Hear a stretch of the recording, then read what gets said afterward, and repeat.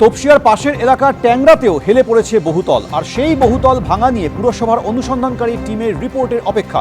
Report দেখে ঠিক করা হবে পুরো বহুতলটা ভাঙা হবে নাকি বহুতলের উপরিভাগ ভাঙা হবে। এই বহুতল কতটা বিপজ্জনক জানার পাশাপাশি রিপোর্টে উল্লেখ করা থাকবে পাশের বহুতলের অবস্থা কি সেটাও। 3 দিনের মধ্যে বাড়ি খালি করার নির্দেশ দিয়েছে পুরসভা, কিন্তু এখনো কয়েকটি পরিবার সেই বহুতলই রয়ে গিয়েছে।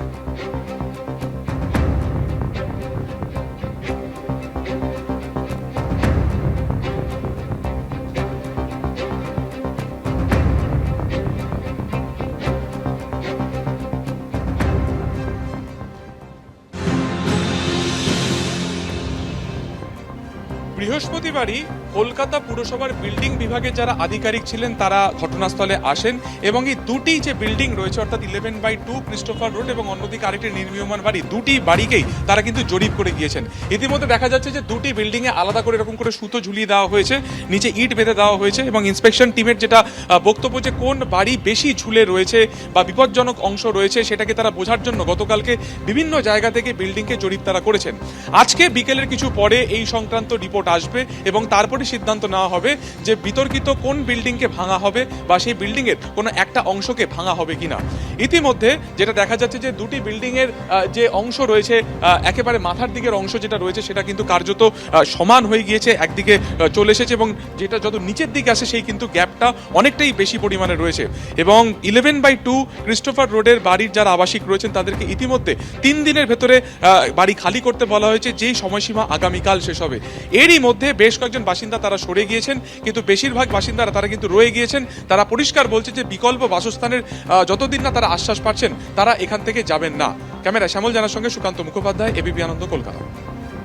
তপসিয়া ট্যাংরার পর এবার বরানগর পুরসভার 9 নম্বর ওয়ার্ডের বিদ্যায়তন সরণি, সেখানেও পাশাপাশি দুটি বহুতল হেলে পড়েছে। আতঙ্কে রয়েছেন আবাসিকরা। একদম সেই ছবি আপনারা দেখতে পাচ্ছেন বরানগর পুরসভার 9 নম্বর ওয়ার্ডের বিদ্যায়তন সরণি, যেখানে পাশাপাশি দুটি বহুতল একেবারে হেলে পড়েছে। বিভিন্ন জায়গায় সেই একই ছবি।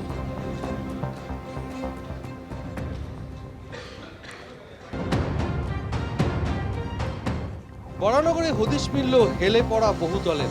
আমরা এই মুহূর্তে রয়েছি বরানগর পুরসভার 9 নম্বর ওয়ার্ডের বিদ্যায়তন সরণি।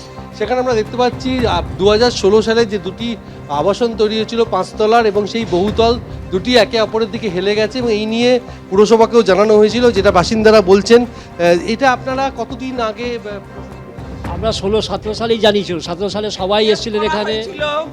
প্রমোটার জেল খেটে এসেছে, আসার পর পালিয়ে গেছে।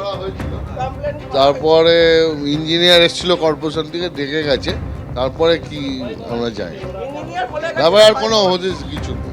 চারদিকে তো এখন বাড়ি হেলে পড়ছে, আপনাদের ভয় লাগে? ভয় লাগলে কি করব, আমরা কোথায় যাব? আমাদের কি করে দেবে সরকার? তাহলে আমরা চলে যাব। সরকার কি আমাদের ফ্ল্যাট বানিয়ে দেবে নতুন করে? বলুন না। না, আতঙ্ক লাগবে না। না দেখুন, আমার আতঙ্ক লাগার তো প্রশ্ন নেই। আমরা তো এইভাবেই আছি, 17 সাল থেকে এইভাবেই আছি এবং আমাদের প্রশাসন থেকে প্রশাসন থেকে যা বলে গেছে কোনো ভয় পাওয়ার কিছু নেই। যে দুটো বহুতল পুরোপুরি প্রায় মিশে যেতে বসেছে এবং বহু বছর ধরে এই অবস্থা এবং কোনো রকম ব্যবস্থা নেওয়া হয়নি।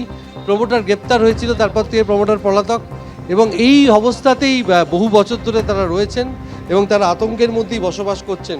তারাই এটাকে ভবিতব্য বলে মনে করেছেন, কিন্তু বরানগর পুরসভায় এই হেলে পড়া বহুতল নিয়ে আতঙ্কে রয়েছেন এখানকার আবাসিকরা।